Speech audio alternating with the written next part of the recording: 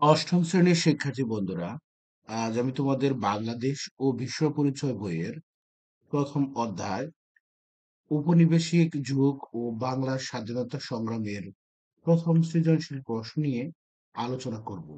শিক্ষার্থী বন্ধুরা দেখো, অষ্টম শ্রেণী বাংলাদেশ ও বিশ্ব পরিচয় প্রথম অধ্যায় উপনিবেশিক যুগ ও বাংলা স্বাধীনতা সংগ্রাম।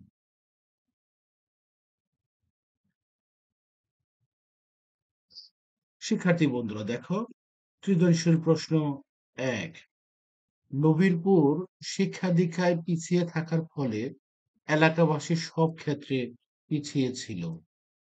উক্ত এলাকায় স্থানীয় প্রভাবশালী ও সম্পদশালী এক ব্যক্তির উদ্যোগে একটি প্রাথমিক বিদ্যালয়, একটি মাধ্যমিক বিদ্যালয় ও একটি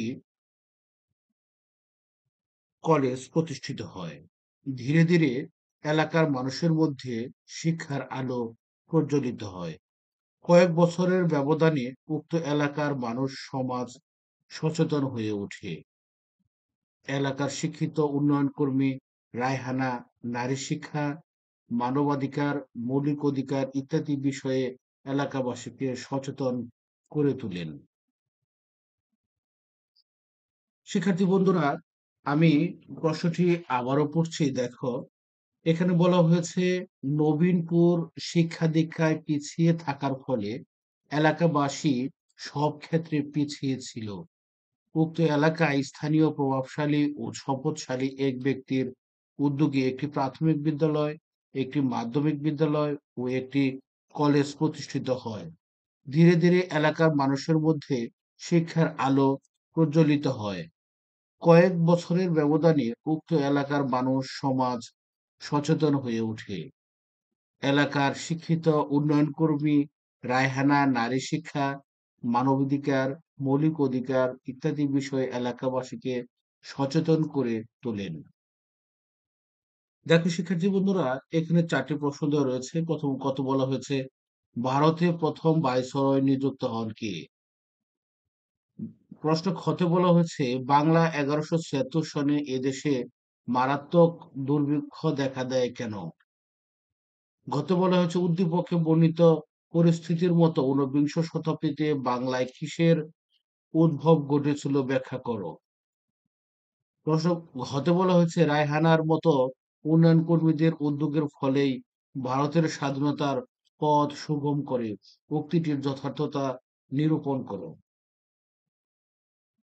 শিক্ষার্থী বন্ধুরা, এসো আমরা প্রথমে দেখে নেই, ভারতে প্রথম ভাইসরয় নিযুক্ত হন কে? উত্তর, ভারতে প্রথম ভাইসরয় নিযুক্ত হন লর্ড ক্যানিং। গত বলা হয়েছে, বাংলা ১১৭৬ সনে এদেশে মারাত্মক দুর্ভিক্ষ দেখা দেয় কেন? উত্তর, রাজস্ব আদায়ের ক্ষেত্রে অতিরিক্ত কর আরোপ এবং পরপর ৩ বছর অনাবৃষ্টির ফলে কিংবা বাংলা ১১৭৬ সনে মারাত্মক দুর্ভিক্ষ দেখা দেয়। লর্ড ক্লাইভ প্রবর্তিত দ্বৈত শাসন প্রতিষ্ঠার ফলে রাজস্ব আদায়ের দায়িত্ব পেয়ে ইংরেজরা প্রজাদের উপর অতিরিক্ত করের বোঝা চাপিয়ে দেয়। এছাড়া ১৭৬৮ সাল থেকে পরপর ৩ বছর অনাবৃষ্টি দেখা দেয়। মূলত এ দুটি কারণে ১১৭৬ সনে এদেশে মারাত্মক দুর্ভিক্ষ দেখা দেয়। শিক্ষার্থী বন্ধুরা, আমরা আবারও উত্তরটি পড়ছি, দেখো। রাজস্ব আদায়ের ক্ষেত্রে অতিরিক্ত কর আরোপ এবং পরপর ৩ বছর অনাবৃষ্টির ফলে কিংবা বাংলা ১১৭৬ সনে মারাত্মক দুর্ভিক্ষ দেখা দেয়। লর্ড ক্লাইভ প্রবর্তিত দ্বৈত শাসন প্রতিষ্ঠার ফলে রাজস্ব আদায়ের দায়িত্ব পেয়ে ইংরেজরা প্রজাদের উপর অতিরিক্ত করের বোঝা চাপিয়ে দেয়। এছাড়া ১৭৬৮ সাল থেকে পরপর ৩ বছর অনাবৃষ্টি দেখা দেয়। মূলত এ দুটি কারণে ১৭৭৬ সনে এদেশে মারাত্মক দুর্ভিক্ষ দেখা দেয়।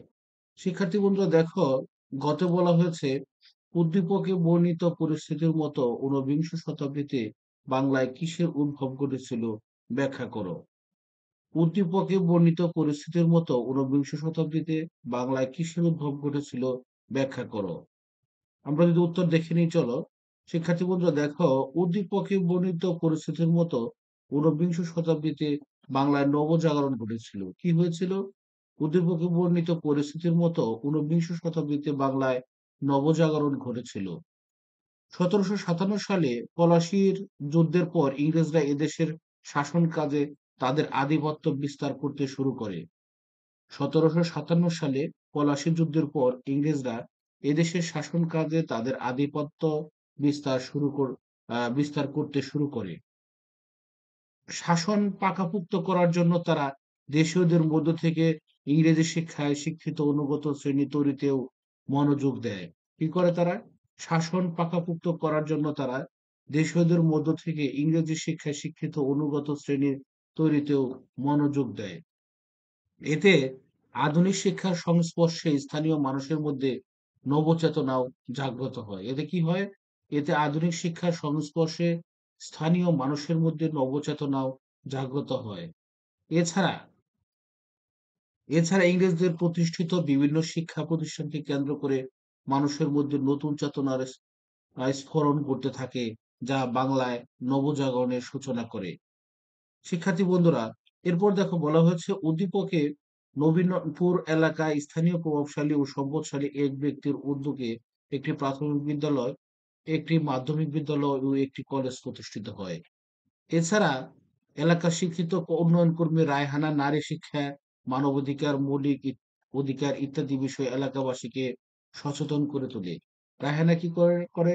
এলাকার শিক্ষিত উন্নয়ন কর্মী রায়হানা নারী শিক্ষা, মানবাধিকার, মৌলিক অধিকার ইত্যাদি বিষয়ে এলাকাবাসীকে সচেতন করে তোলে।